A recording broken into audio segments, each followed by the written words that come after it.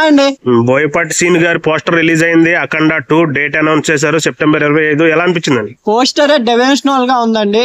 ఎందుకంటే దైవపరమైన సినిమాలని ఎప్పుడు ప్రేక్షకులు ఆదరిస్తారు. ఇప్పుడు పాన్ ఇండియా అంటే వరల్డ్ వైడ్ గా చిన్న హీరోలే అంటే మీడియం హీరోలే కాకుండా యంగ్ హీరోస్ కూడా హిట్ కొట్టడం జరిగింది. బాలకృష్ణ గారు ఒక యాజ్ ఎ సీనియర్ హీరోగా ఫస్ట్ పాన్ ఇండియా వరల్డ్ గా ఇది రిలీజ్ కాబోతుంది కదా 5 లాంగ్వేజ్లలో.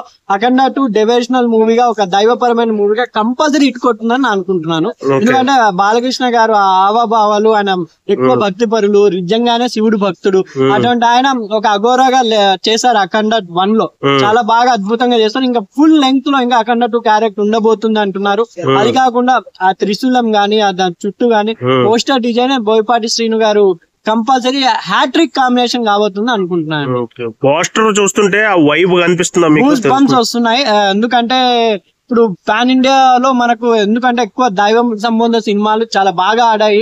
రామాయణం కూడా మళ్ళీ తీస్తున్నారు. అందుకే ఈ సినిమా కూడా ఆ కోవలో కింద బెస్ట్ డెవోషనల్ మూవీగా ఒక దైవ సంబంధ మూవీగా కంపల్సరీ ఉండబోతుందని అనుకుంటున్నాను. ఫస్ట్ టైం బాలయ్య బాబు గారు 5 లాంగ్వేజెస్ లో ఎంటర్ అవుతున్నారు. తెలుగులో ఉన్న సీనియర్ హీరోస్ లో పాన్ ఇండియాలో వెళ్ళబోతున్న బాలకృష్ణ గారు, యంగ్ హీరోస్ వెళ్లారు.